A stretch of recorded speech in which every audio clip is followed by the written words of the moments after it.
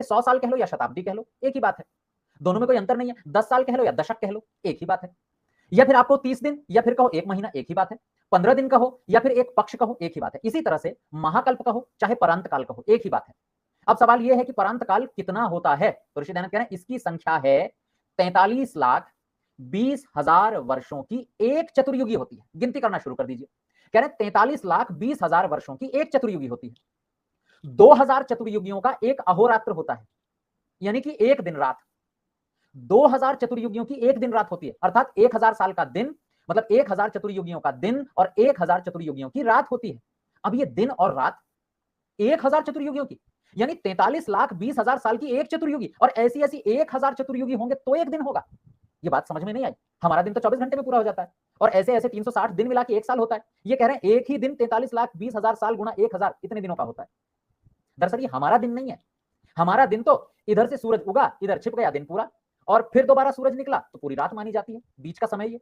हम तो इसको दिन रात कहते हैं। लेकिन ये तो उन लोगों के लिए जो धरती पर रह रहे हैं।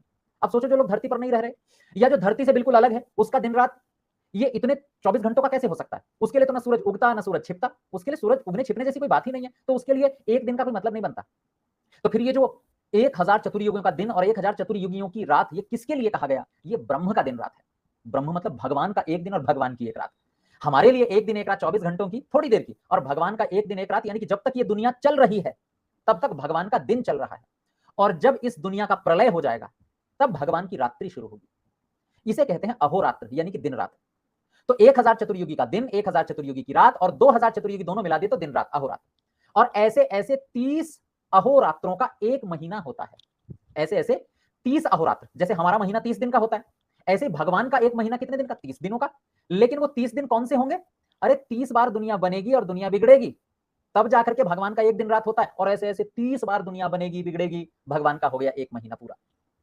और ऐसे ऐसे 12 महीने, तो यानी कि कितने दिन हो गए उसमें? 360 दिन। ऐसे ऐसे 12 महीनों का एक साल होता है। एक साल 360 बार दुनिया बनेगी बिगड़ेगी तो भगवान का एक साल हुआ मानो। और ऐसे ऐसे 100 साल, यानी और 100 से गुणा कर दीजिए, यानी 36,000 ऐसे ऐसे 100 सालों का परांत काल होता है। यानी मुक्ति का समय कितना? 100 साल का है। लेकिन वो 100 साल किसके? मेरे नहीं, भगवान के 100 साल।